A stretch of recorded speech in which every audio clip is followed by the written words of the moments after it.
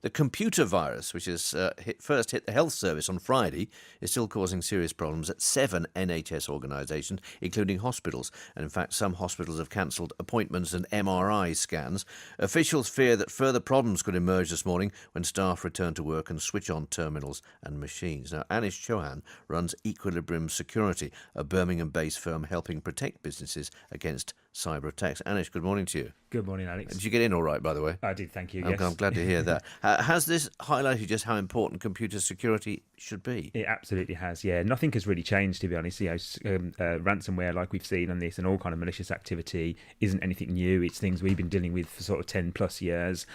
This has really just highlighted to organisations and the public how important keeping good cybersecurity is, how important it is. Well, have you been waiting for something of this magnitude to arrive then? Not really. No. Our kind of main remit is making sure that businesses are protected. We're trying to prevent this from happening in the first place. We do work with NHS trusts, but small businesses as well, to make sure that their systems are all kind of in place so that to stop something like this from happening. Now, how can people stay safe on their computer then? Sure. So individuals, well, the kind of advice hasn't really changed in light of this, really. The kind of advice we have been giving out is really the same. Backups is the most important thing, really. Making sure you have got a backup. For individuals, I'd certainly say cloud storage is £50-60 a year.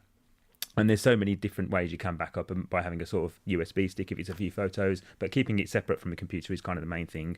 But also patching. This is the thing I think people ignore the most. So when something pops up saying there's an update, most of us are kind of probably guilty of saying, oh, I'll do that later on. But 9 times out of 10, that patch or that software update is fixing a vulnerability. It's plugging a hole. Right. I was going to say, I just started to feel rather guilty. Did you see me blushing during that answer? I did, because actually, in fact, yeah. because I just have every time I turn my phone on, it says you've not backed up for 367 days. Yeah, so I really ought to get onto that pretty sharpish. In fact, I might have to get on it before the end of the programme this morning. How do these cyber criminals actually attack and gain access to your computer then? Yeah, because, I'm in my bedroom at home and I switch it on and, they're presumably miles away. Yeah, they are absolutely miles away. Yeah, quite often, the other side of the globe. But it's normally the most common way is what we call a phishing email. So if an email comes in that purports to be from HMRC or from eBay or anything, 9 times out of 10 we're going to go, oh yeah, I'll click on that because we think it is. But that's really the wrong thing to do, and that is the way in which cyber criminals are finding it the easiest way to get their malicious software or malware onto your computer system.